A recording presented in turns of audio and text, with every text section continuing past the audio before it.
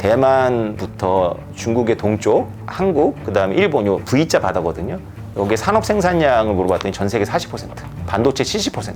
미국이요, 유럽에서 떠나도 여기서 못 떠나요. 여기를 중국이 먹으면요, 미국이 진다는 얘기예요. 미국이 없어진 태평양에서 우리는 어떻게 살 것이냐라는 이제 질문이 우리 건데, 그러면 우리한테 선택지는 되게 가혹하죠.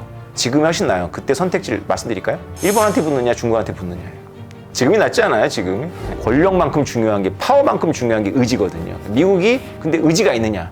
진짜로 중국을 적당히 부러뜨릴 생각을 하느냐라는 건데, 심층은 제가 보기에 마음을 정했다. 중국은 부러진다.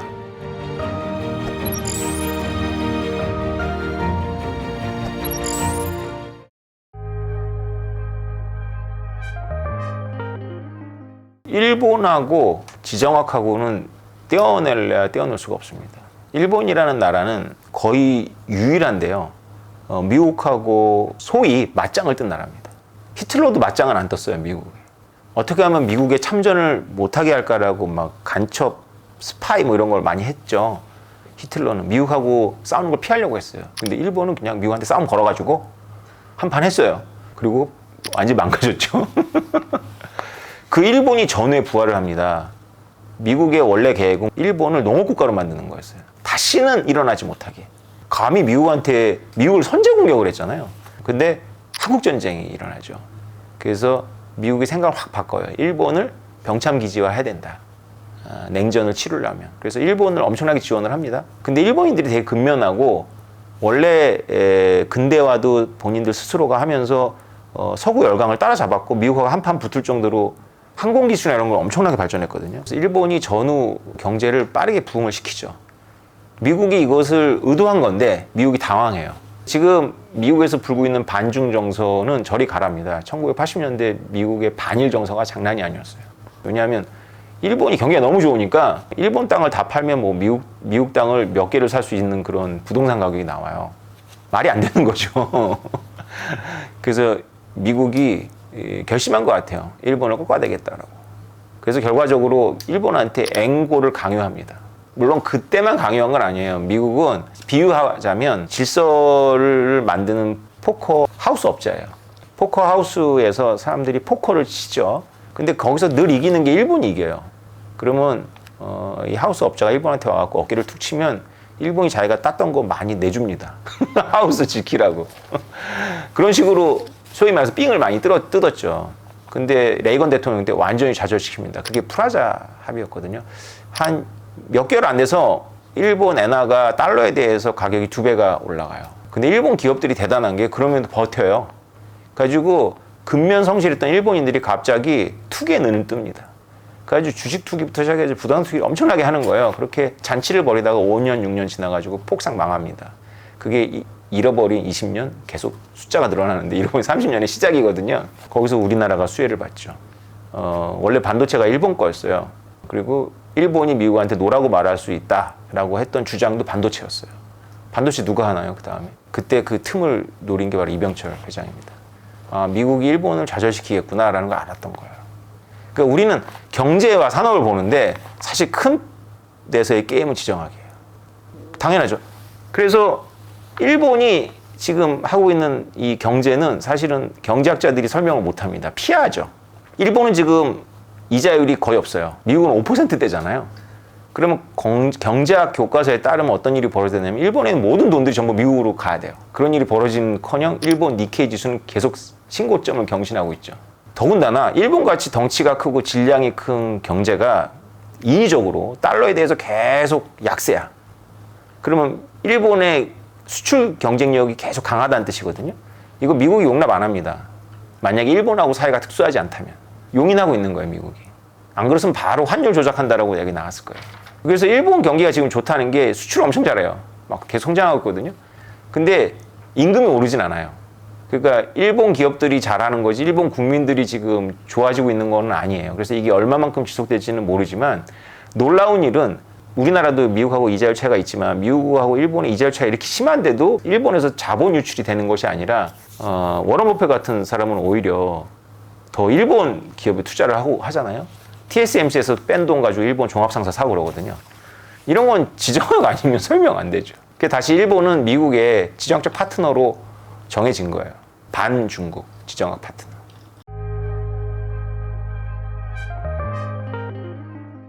우리나라는 뭐 두 가지 기로에 있는 것 같아요. 하나는 뭐냐면 이 지정학 열강의 사이에서 망가지는 거죠. 미국은 힘이 제일 세요, 지금 현재. 문제는 뭐냐면 여기는 미국의 앞마당이 아니에요. 여기는 중국의 앞마당이에요. 그래서 우리한테의 가까운 강대국은 중국이지 미국이 아니에요. 그래서 우리는 미국의 의지를 봐야 됩니다. 미국이 말로만 저러다가 실제로는 의지가 없어. 중국을 꺾을 의지가 없어. 그럼 우리 굉장히 난감해지는 거예요. 중국한테 잘 보여야 되는데. 아니면 잘 보여내지 않더라도 이해할 수준에서만 해야 되거든요. 야, 우리가 그때는 사실은 미국이 무서워가지고 어쩔 수 없었지만 사실 우리는 너희랑 가깝지 않냐 뭐 이렇게 변명할 여지가 있어야 되는데 만약에 미국이 하다가 말면 우리는 굉장히 난감하단 말이에요. 근데 만약에 지금 우리가 미국 편을 들지 않고 중국 편에서 그러면 응징이 처절할 거예요. 그걸 예측할 수가 있단 말이에요. 미국의 의지가 중요해요. 그래서 미국의 의지를 읽어야 되기 때문에 제가 비트코인을 빙자해서 지정화책을 쓴 거죠. 그래서 역사적 맥락을 다 짚어주고 미국의 의지가 제 결론에 의하면 굉장히 확고하다. 중국은 꺾는다. 그럼 그게 판단이 쓰면 미국이 멀지만 미국이 가장 강력한 강대국이기 때문에 그리고 강대국임을 떠나서 우리가 지금 운영하고 있는 경제나 정치 질서의 근간이 미국이지 중국은 아니거든요. 중국은 우리에게 파트너는 될 수 있지만 우리가 중국적 질서 속에 있지도 않고 우리가 중국에 수출한다지만 그 수출의 최종 목적지가 유럽이나 미국이에요. 그거를 지금 미국이 차단하겠다는 거니까 뭐 우리가 중국하고 잘 지낸다고 수출이 좋아지는 것도 한계가 있는 거죠. 여러 가지 대차 대조표도 봐야 되지만 이럴 때는 원칙의 입장에 서야 될 것 같아요. 제 생각은 우리가 어떤 질서 속에 있느냐. 근데 미국이 의지가 없다면 저래도 미국한테 맞춰는 주는데 중국하고 잘 지내야 된다라는 거죠. 왜냐하면 우리의 마음속에 두려움이 미국인가요? 중국인가요? 나는 그걸 한국인들이 알고 있다라고 봐요. 우리의 마음속의 근간에 우리가 두려워하는 존재는 미국은 아닌 것 같아요. 중국이지.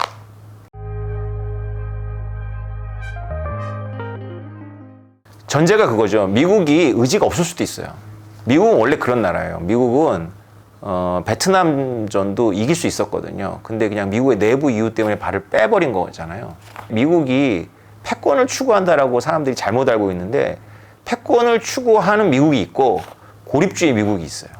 근데 고립주의 미국이 지금 굉장히 강세입니다. 그래서 미국이 야 됐다 다 나와라 할 수 있어요. 그러면 우리는 진짜 힘든 거예요. 일본은 버텨요. 왜냐하면 일본은 태평양이 있잖아요. 우리나라 사람들이 지도를 잘 모르는데 우리나라는 태평양이 아니라 내해에 있죠. 내해. 동해도 내해고 남해도 내해고 서해도 내해예요.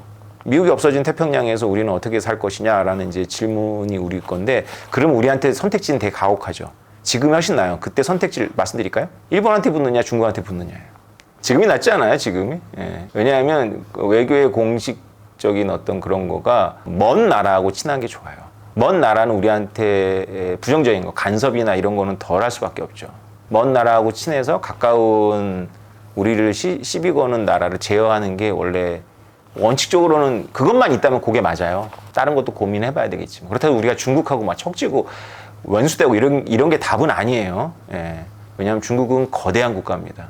우리랑 따위 먹을 수 있는 나라가 아니에요. 우리가 늘 이렇게 착각을 하는데 일본도 거대한 국가고요. 중국도 거대한 국가고 미국도 거대한 국가입니다. 넘버 1, 2, 3가 전부 우리랑 관련이 있어요. 그래서 우리 자존감을 가져야 되는 게 뭐냐면 챗GPT한테 제가 물어봤어요. 대만부터 중국의 동쪽 그리고 한국, 그 다음에 일본, 요 V자 바다거든요. 여기 산업 생산량을 물어봤더니 전 세계 40%, 반도체 70%, 에너지 소비량 전 세계 25%. 저 책임 못 집니다. 챗GPT한테 대답해 줬어요. 미국이요. 유럽에서 떠나도 여기서 못 떠나요. 여기를 중국이 먹으면요. 미국이 진다는 얘기예요. 오브라이언 형이라는 그 트럼프 후반부에 이제 미국 그 백악관 최고 외교 안보 수석은 이렇게 말을 하더라고요.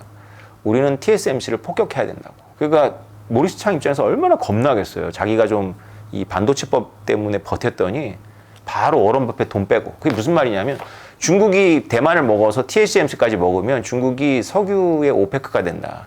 그 꼴은 못 본다. 그래서 TSMC를 폭파한다는 게 중요한 게 아니라 TSMC를 폭파할 거니까 중국 먹지 말라, 대만 먹지 말라는 얘기거든요. 그러니까 우리가 알고 있는 이 뭐 몇 나노 한 게 그 기술자들이나 그 과학자 입장에서는 그게 과학의 이슈라고 생각을 한 거예요. 우리나라 삼성 반도체가 그렇게 생각을 했대요. 지금 다시 깨달았대요. 이게 지정학이구나.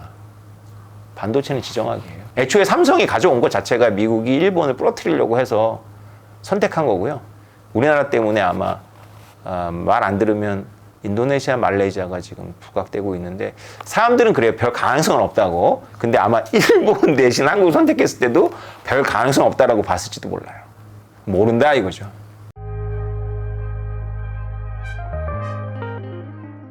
TSMC가 있기 때문에 대만을 지킨다라는 게 이제 대만 정부의 처음의 구상이었어요. 반도체를 미국이 안 지켜주니까 공식적으로는 미국이 동맹이 아니잖아요, 대만에. 그러니까 그 대만이라는 나라를 위해서 반도체를 열심히 가져와야 되겠다라는 그 의지가 있었어요. 국가적 의지가. 그게 이제 반도체 전쟁이라는 그 책에 나온 이야기입니다. 우리나라는 뭐 그렇게 국가적 의지였다기보다는 먹고 살려고. 근데 이제 이게 그 지정학의 어떤 그런 그 도구가 된 거죠. 그래서 우리가 미국에 대해서 대항 능력은 없어요. 반도체 가지고. 왜냐하면 이거는 갑론을박이 있는데 한국처럼 이렇게 메모리 쪽에서 이렇게 양산을 해줄 수 있는 나라는 없으니까. 그런데 일본이 그랬거든요. 일본이 노라고 말할 수 있는 재팬 이렇게 썼다가 맞은 거거든요. 그때 일본은 그렇게 생각했던 거예요. 우리가 노라고 하면 미국도 우리 말을 들을 거다. 근데 미국한테는 우리가 생각하지 못하는 카드가 많아요. 그런데 우리가 확실히 중국에 대해서는 대항력이 있는 건 맞는 것 같아요. 반도체에 대해서.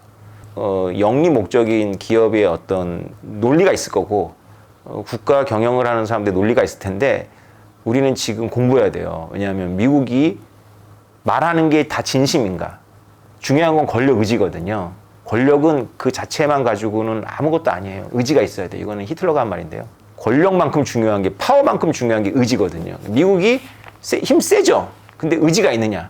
진짜로 중국을 적당히 부러뜨릴 생각을 하느냐라는 건데 나오는 뉴스를 보면 비둘기적인 막 화해 제스처가 막 계속 나오잖아요. 막 누구 보내고. 그래서 사람들이 막 우리나라 특히 증권가에 있는 사람들은 화해다 이러는데 실제로 법안을 보면 계속 봉 가는 게 느껴지지 않아요? 그래서 심층은 제가 보기에 마음을 정했다라고 저는 과감하게 봅니다.